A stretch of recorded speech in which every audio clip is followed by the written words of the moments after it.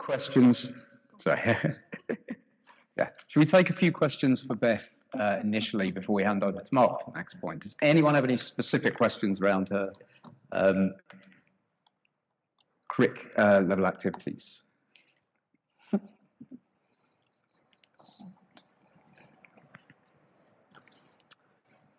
Well, I've got one specific one based on what you just said about ESRC, because I know they employ data curators.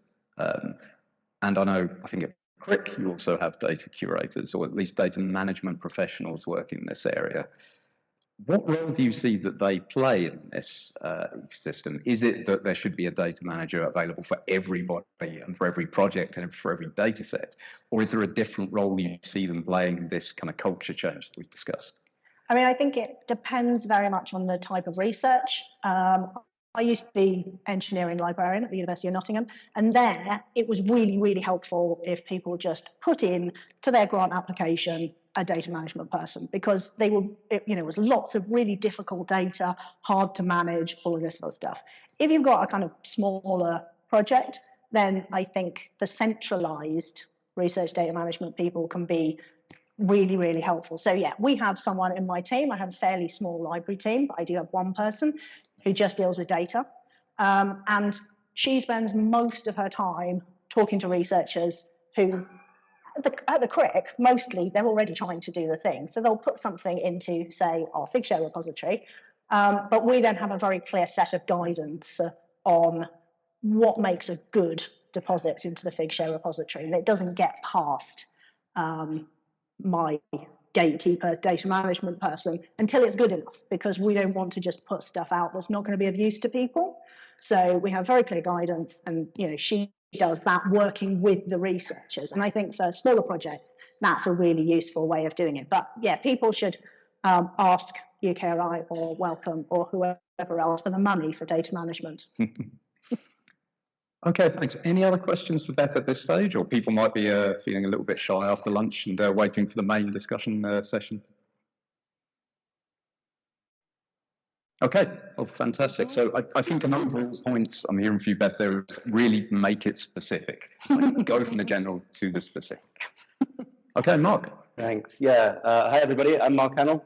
We should have probably mentioned that. We're going to have a little bit of a rant and then a question or two, and then we're going to have a discussion at the end. So, my name is Mark Hannell. I'm something of an open science optimist, and controversially, I think this is a controversial statement. I think open science is a foregone conclusion. I think it's done now. I think the question we're really asking is, how long is it going to take for us to get to a point where everything's just made openly available? As an old friend, John Tennant, said, open science is just science done well. So we're trying to understand that. And when it comes to open access publications, we're obviously past 50% of publications are away from the start. We've had that for a while. And with open data, I'm very excited about open data from doing Figshare. I have a big leaning into this. And I think what's very exciting about open data is we're at a point now where the machines are coming and eating the data. The machines are coming and eating the papers too, whether they have legal access or not. So that's an interesting copyright conversation. But when it comes to open data, you have the protein data bank, you sprinkle on some AI and you win the Nobel Prize in chemistry last year. We're seeing John Wilbanks at Aster Institute do it the other way now, and he's asking for data to be prepared for I think it's microbial function, and I'm sure that will win the Nobel Prize in a few years too, right? So what's really interesting to me in this conversation is, how can we move things along? What are the things we need to do? I push right arrow, I push this button. So we do a survey every year called the State of Open Data Survey with folks on the panel, Graham at Springer Nature. And we did an add-on last year, which was, can we go back and look what's happening at the different country levels? It's attitude towards open data. And one thing you see is that enthusiasm around open science is dwindling and open data is dwindling globally. And I would hypothesize that's because previously it's, do you care about open science? Do you think it's a good thing? Everyone in this room is going to say, yeah, it's a good thing. Maybe. By the end, I'll admit it. But when you actually are a researcher and it's like, okay, now you've got to get your data ready and publish your data, and it's more work, the rubber is hitting the road and it's getting a bit more, slowing it down a little bit. So this is a report that I did with Ria and some other folks last year, and we looked at different countries. And you can see that how familiar are you with the FAIR principles? On the left-hand side, we have Ethiopia over the last 4 years, United States over the last 4 years, Japan over the last 4 years. These are just different trends. So what we see is we see that Ethiopia, much more awareness around open data going up. America also going up, Japan staying pretty consistent. So there's differences in the way they're being talked, FAIR data is being talked about.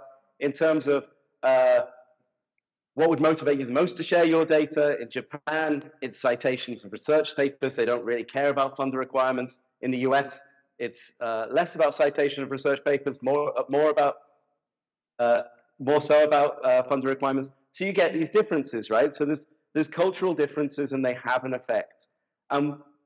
We've always had this survey of what people say they're going to do around open data. And this year we've managed to look at what people actually do. So it's a very, very messy screen. You don't need to look at it. I'll tell you what it means. But this is an expanded version of Graham's slide, which is what % of papers from a different country have a link to a data set, either a data site DOI or a accession number.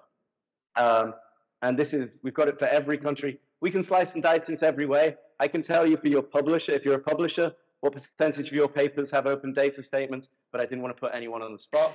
So here we can see that Sweden is winning. Yay, Sweden. But that's for countries that publish more than 100,000 papers a year, 50,000 papers a year. If we lower that down to 10,000, 1,000 papers a year, that's this one here. Malawi, Zambia, Kenya, and Sweden, and Uganda all beat Sweden. So there's obviously different things happening, and we need to look at things in a different country-based perspective. So when we say about what can we do to move things further, I think we've got to think about the way that cultural shifts happen and changes happen in academia.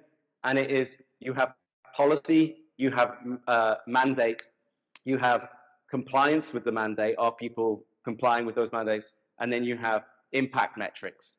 The National Eye Institute is already pulling out an impact metric for data called the S-Index that's coming out. I think they might be jumping the gun because I don't think we're doing compliance yet. So on top of what Beth said about tell your researchers what to do, if you're a publisher, tell your researchers where they should be putting their data, I also think we need to be thinking about how do you check that your researchers are doing what the funders are telling them to do? Because for the funders, it's the biggest return on investment. You've already done the research, just make it available. So they're going to push it harder and harder and harder, and that's why I think it's a foregone conclusion. But different countries need a different perspective, different publishers, different subjects, everything like that. So I can take a question now, and then we'll go to Ria. So sorry, Graham, I'm doing your job. Any questions for Mark? Yes, we've got one there in the middle.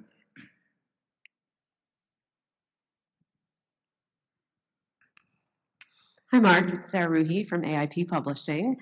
I'd love to just have a long debate about why I disagree with you on this, but to go ahead and answer, if you will, given the current political climate, how much is open science really going to continue to be the prominent paradigm in terms of organizations that have to fund it, have to find infrastructure for it, and researchers having increasingly less money to work from?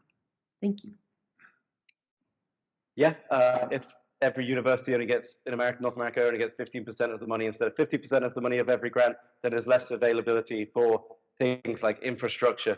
Well, I'll say from the data side of things, there's no money for data repositories anyway, right? We've been working this for a long time, and I remember being in the Research Data Alliance conference in Barcelona once, and an MP came up and he said, I think every research group, every lab should have a research data manager.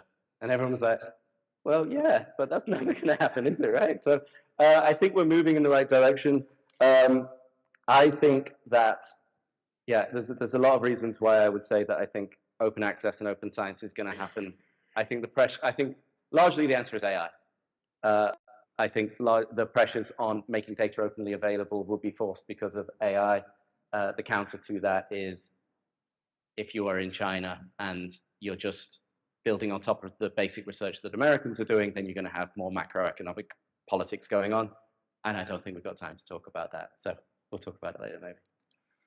So this is Rick Anderson from Brigham Young University. Following up on what you just said, if there's no money for data repositories, how is open science going to become the dominant paradigm? Again, I've got a long answer to this, which is, if you look at what you want from dissemination of academic content, you want fast, open, cost-effective, and trusted. The old publishing model is trusted, but not fast, cost-effective, or open access. If you look at preprints, they are fast, open access, cost-effective, but not trusted. So all we really need to do is find a way to fix peer review, and I think there's going to be enough innovation in peer review that the cost of publishing, the fundamental cost of publishing changes, and that applies to data sets publishing, and that applies to academic paper publishing as well, I think. And we've got good experiments in it already with Eli. Obviously, it's not a simple here to there conversation, but there's experiments, right? And I think in data publishing, you know, I can tell you from Figshare. Figshare provides repositories to Pfizer. Figshare provides repositories to the Department of Homeland Security in North America.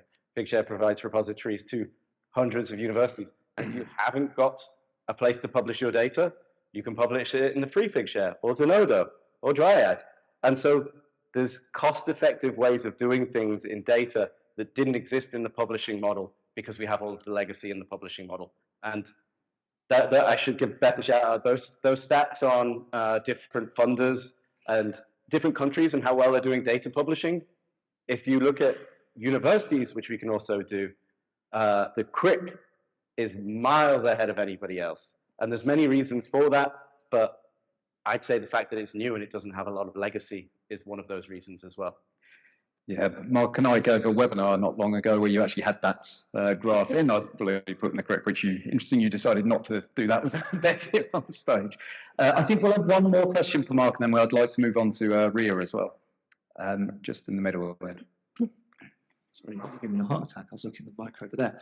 Hi, Mark, Darren Shanahan from PLOS. Interestingly, I actually genuinely agree with you and more so optimistic about this, but I think you just touched on an issue there about the quality piece. And Graham, I may be misremembering your slide, but one of the ones you showed was sort of fabricated, unreliable data being really high. And I think one of the things we have at PLOS is we've had the mandate since 2015. You've got no choice. Our adherence is great. The quality is, I shouldn't swear in a big hall, not great, shall we say. And the ability to check it isn't really there either, because of the exact reason that was just talked about of, you know, oh God, I have to do this. I'm just going to chuck it up wherever we're told to. We won't check, we won't curate it, we won't have proper headings. So do you think that there's a big risk, particularly with all these mandates, forcing people to share anything, that we're sharing crap? Sorry, I just said I wasn't going to swear and forgot. I apologise. Yeah, I also have experience with free Figshare, so the ones that get published there, it has to be academic. Academic means different things to different people.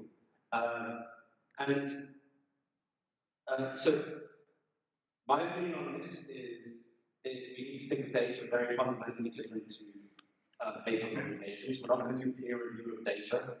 There's already not enough peer reviews out there for the quadrupling the number of papers since the year 2000. But it's copy editing.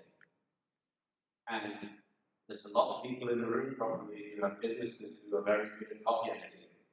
And so I think the stress on open access publication agencies, I understand that, but I think it fundamentally becomes a cost that probably the publishers charge for. It's where I see this model should go, in my opinion.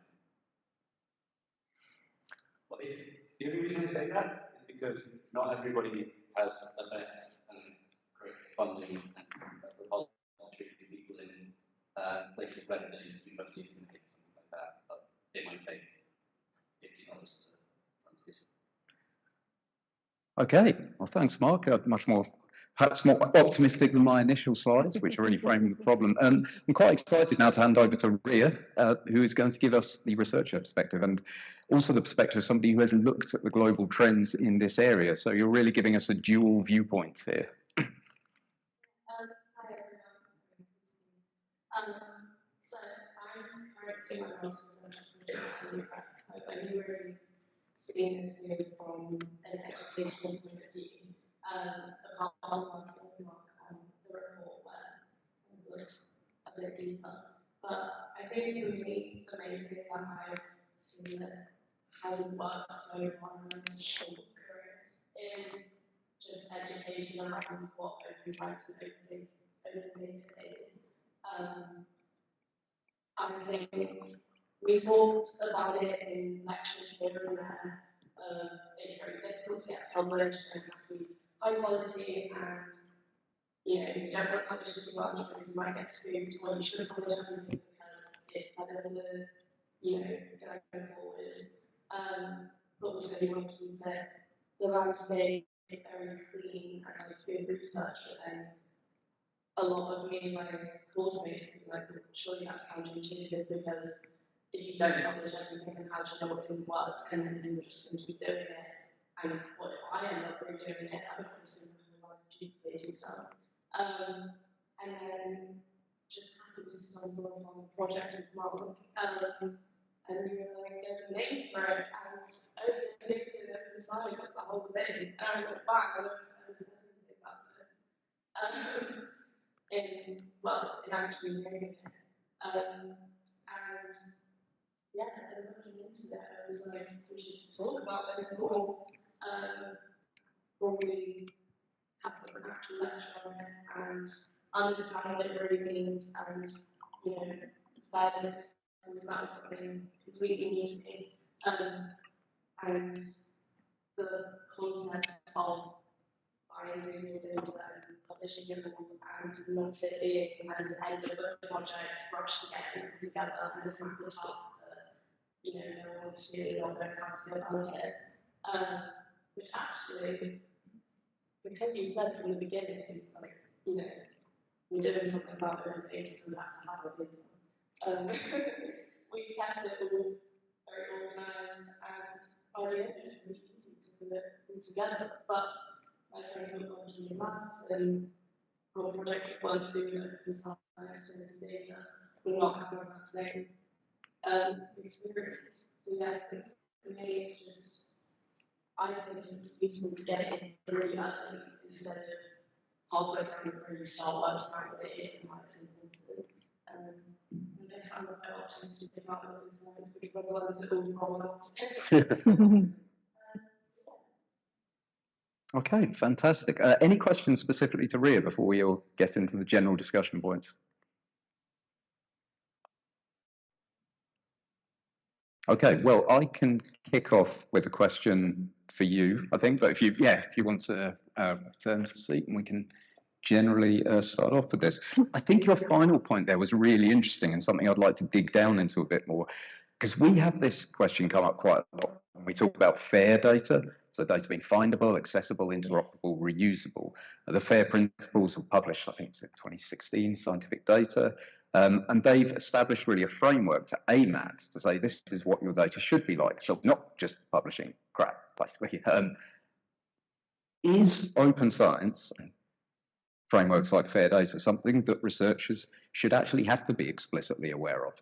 Or should it be implicit? Should it be embedded in what we do as the systems? Mark, I think you said at some point it's just good science, like it's not necessarily open science. Or is this something that needs this explicit training and needs this kind of awareness from researchers? So they're thinking, okay, what I am doing here is open data or open science. Beth. Let me jump into that. So the Francis Crick Institute is a biological sciences institute. And I think that's really relevant to this question because actually biological sciences, genetics in particular, has been doing open data incredibly well for 25 years. Because of the Human Genome Project, it was decided that when they were mapping the human genome, they would make all the genetic sequences open access. We created repositories at that point. We still use those repositories now.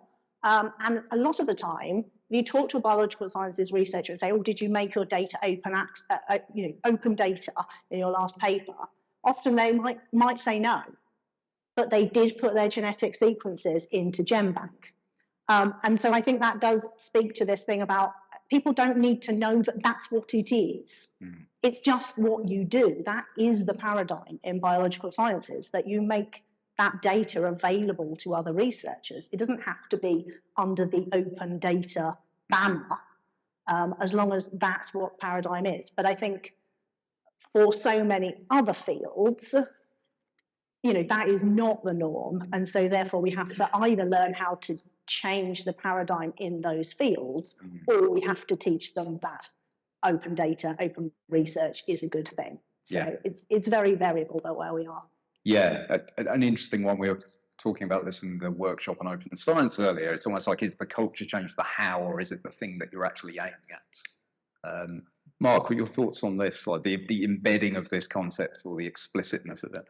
Yeah, I think just listening to Rhea speak as well, it's really interesting to think about, and perhaps everyone in the room could do it, like when were you first made aware of open access or open data or any of these things, and how it was framed to you? Because you've got this carrots and sticks model. It'll be good for your career, and I think that's particularly around open data, that's a dangerous area to get into. Nobody who published in the Protein Data Bank got a share of the Nobel Prize, but the AI researchers did, who used the research, right? So my question is, not only what point should you be introduced to it, and how should it be framed to you? As if you're a researcher that goes to publish an open access paper, my thinking, if it's in the UK, you'd likely just be told it has to be open access, right? Either by your institution or by your funder. And so it doesn't become a question. And then you can tell folks that this is good because it'll get to more people, and someone's covering the cost somewhere in your lab. Don't worry about it. And so I think that is a nice message of, it's just the way it's done should be the mantra. This is just what you have to do. You put your stuff in GenBank. GenBank's a nice story as well, because for every $1 spent on the human genome by North America, they made $187 back. So for governments that are very interested in making money, open data can be a good story for them. But I think, it's, when do you think you would have found out about open access and open data? Would it be when you go to publish a paper? Well, the explicit or implicit thing, I think it's important for it to be somewhat explicit because it's not embedded yet. I think we could move to a point where it's just implicit, but I think a lot of my course mates were exposed to the concept of it, but don't know that they were exposed to it.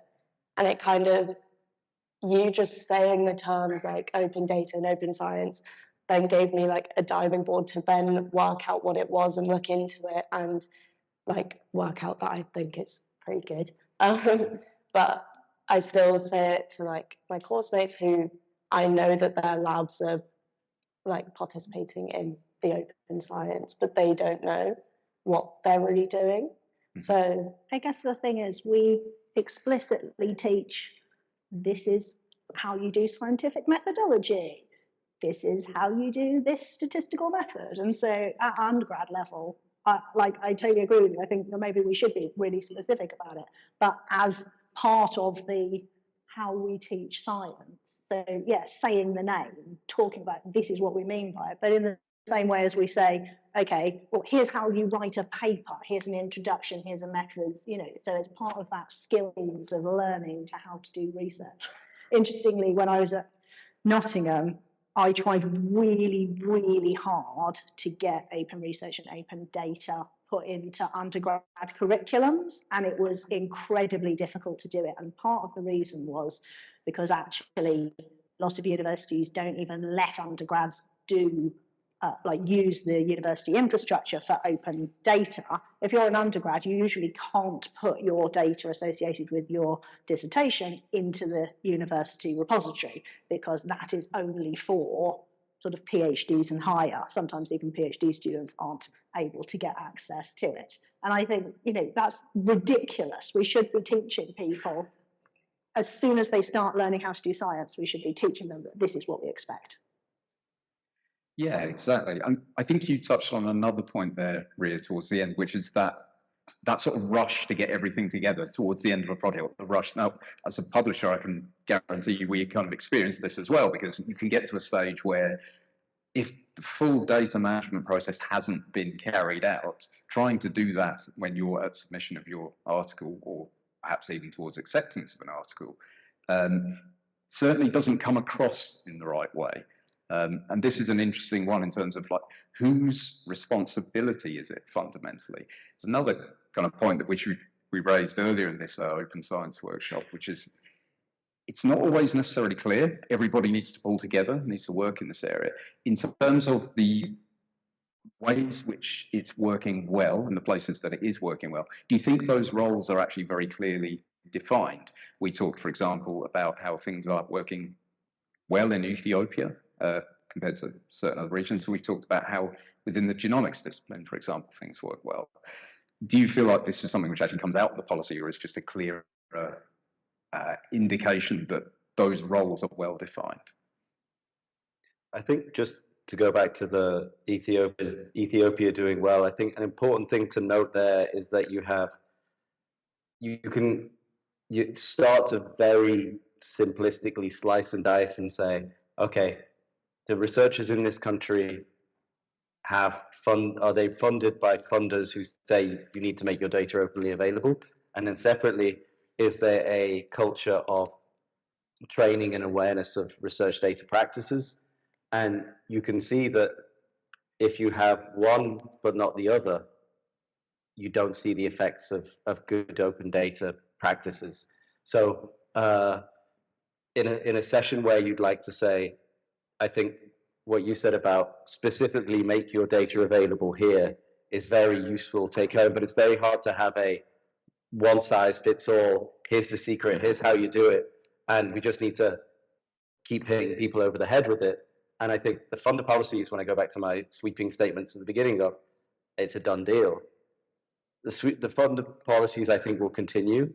And the training is going to be piecemeal and patchwork and what have you. So I think when we take a layer deeper and say, who are the people that have the most effect? If you can only have one person at a university, what should they be doing? I think that's where the different roles of different people within this system will make sense. Where's the most bang for buck in terms of putting people into the machine? You may have some ideas. I think that the people into the machine is really important. I think a lot of the time it's about conversations. We are very lucky at the Crick in that we're small enough that we can have loads of those conversations. So we're forever catching people not doing kind of what we would like them to do, and then having a conversation and saying, look, we don't want you to use data available on request anymore. We'd rather you put it in here and did this and explain it all. And then we've had huge success with that. That's really hard to scale up. But I think if lots of people are doing it at different points, it can work really well. And I think often that's not what happens. So the comment about from Plos earlier about, you ask people to put data in, but then a lot of the time it's really bad quality data. And I think the same thing happens with funders. Funders say, you've got to share your data. And a lot of people who do, they either just chuck it out there because there's nothing at the end of that process generally, checking it, looking at it, asking whether it was worth it or not. And I do agree with Mark, I don't think we're going to do peer review of data, but there's something there that is missing a check. There needs to be some kind of check, and I don't know whether that's editorial or whether that's community, or whether that's repositories being more specific. So at the Crick, we're specific about what goes into our repository. Because when I got there, we had some deposits that called themselves My Data, and we're like, this is Googleable. Do you not know that? But I think there is a checkpoint there where there's no point in us asking people to do things and then not ever look. It's like asking an undergrad to write an essay and then never giving them any feedback on it. Those researchers might think that they're doing it really well because all we've asked is for them to put it out there. And if we don't go back and say, okay, but actually this isn't really findable, this wasn't a great format to put it in, how will they ever learn? So. Yeah, and that's an interesting question, I think, for the publishers in the room, because are we saying that that point of assessment, like we're talking about data availability statements here, and there are well-documented challenges around the quality of those, is that the point? Like, is that the point at which it checks, and therefore does a lot of that role lie with the publisher? I think there's an exciting point here as well, which is we're at an exciting point where, as I say, policy, mandate, compliance, impact metrics, if you're looking at societal change. And so now we're at the compliance section. I don't know who's doing the compliance because there's not enough money and and everyone will do it half-heartedly, I guess. But I think, yeah, just that question, like with PLOS, you know, here's my associated data, is that it's called my data set. What is that? What does it mean? What am I supposed to do with this, right? So I think there's tweaks you can make in there, but massive kudos to PLOS for doing it. AI will do the metadata later. Okay, I think we should turn over to more questions from the audience now, just to give a few minutes for the concluding remarks at the end. Yes, I think gentleman in the middle is standing first.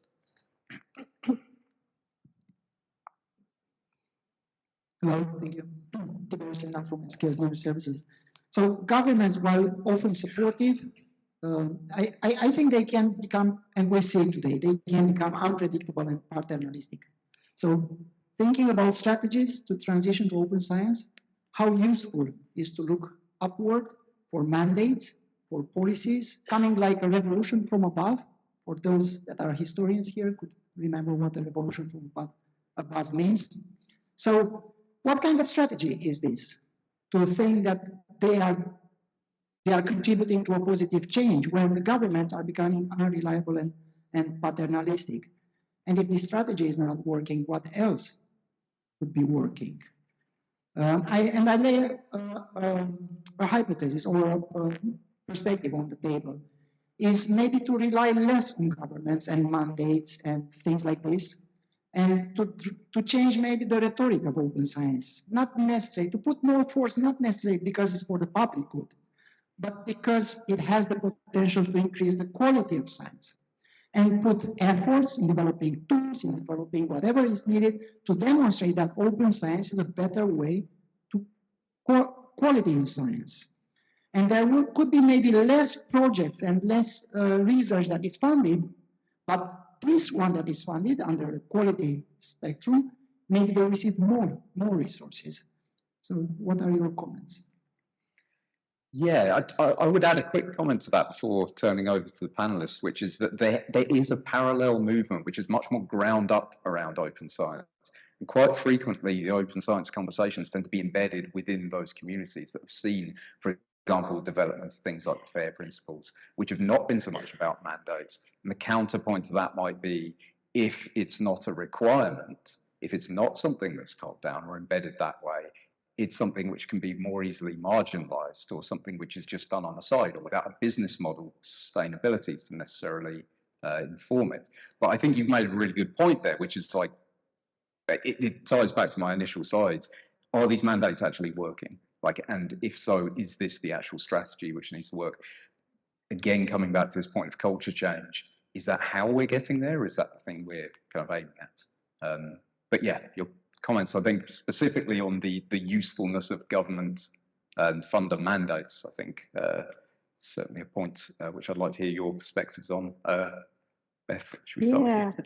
Yeah, so, you know, I said when I was up there, I'm a policy nerd. I quite like a policy just as a way to hang a story on, really. And I think it's the stories that are actually the way forward in open data. You're completely right. You know, we've seen the American government throwing all sorts of toys out of the pram recently.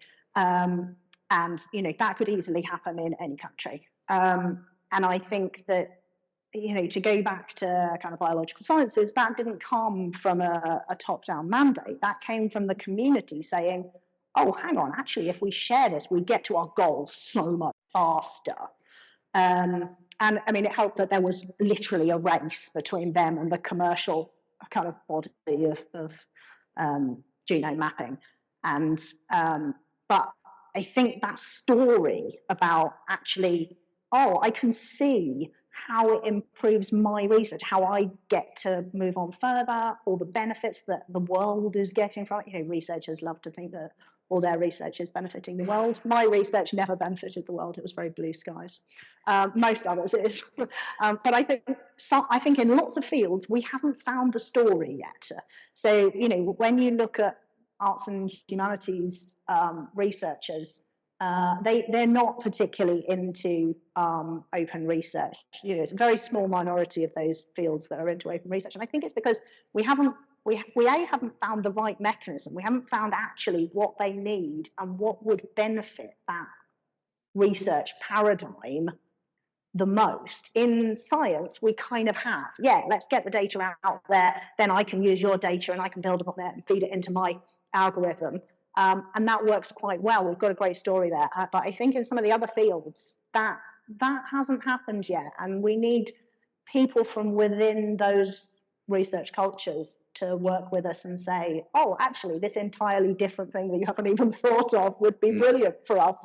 And that's how we open up our research. Yeah. That sort of ties into your initial point, I think, really well, which is that you need to make it specific, right? The story is specific to you as a researcher and your research. And whether it's a top-down or a bottom-up kind of initiative, it is still key that it becomes relevant to what you're doing. Ria, I'm actually curious to your perspective on this as well. Like, what you think would be most motivating for you as you kind of move through your like research, the stages of your research career. Is it, you know, what people around you are doing dominantly, or is it this kind of rules that you necessarily have to obey, or is it some both?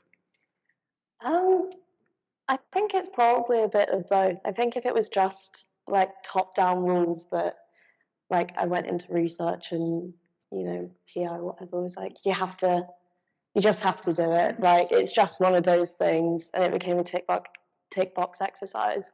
I don't think that would be great, because then I'm not going to put the most effort into my data, and it will just be called my data set 2.1, and it will be what it will be. But I think, again, I'm very big on people learning about it, because I think that's when you start caring, is when you start understanding. And I think to understand and then to educate your peers and for it to spread that way is like one of the best ways to go about it. So I think then if everyone cared, and it just, that helps it become the standard as well. So I think it needs to be a bit of both, of bottom down and top up. Sure. I think I didn't say that right. I think the peer thing is important as well, because we talk about obviously what's happening with RFK and things like this, and post-truth worlds and things like that. But I think the majority of society doesn't live in this Orwellian world, and particularly not in academia, where, you know, you want research integrity, you want to make data-driven decisions. And, you know, the slide you showed where it said there's been this many papers pulled because of data issues. It's like, that's amazing, because if it wasn't for people publishing data, they wouldn't have been retracted. They'd still be out there in the corpus, right? So I think the society writ large and peer pressure can be used in good and bad ways as well. You know, your PI telling you need to publish in this journal is the counter to that, I guess. Fantastic. Well, I think we're coming up to the end, but I think we had another question just here, same time, green jacket. Hi, I'm Joanna from Open Pharma. We advocate for fair data for pharma research, among other aspects of open science. And we've done a survey to try to understand the barriers to data sharing from pharma companies. And this brought us to the question of human data and the importance of listening to the barriers of different communities with different issues.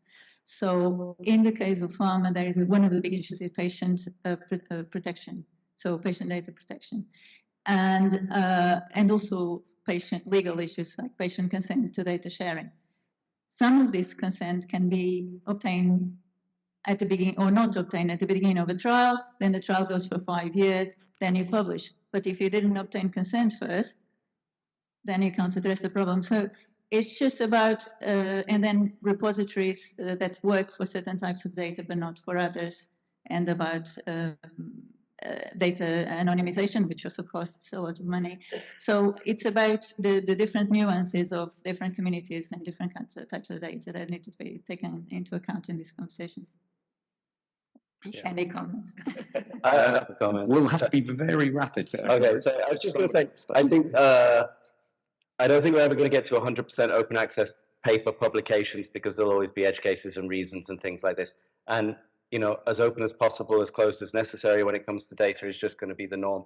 But that doesn't mean there's not a huge amount of, don't let perfect be the enemy of good. There's a huge amount of data that could be made available and reused.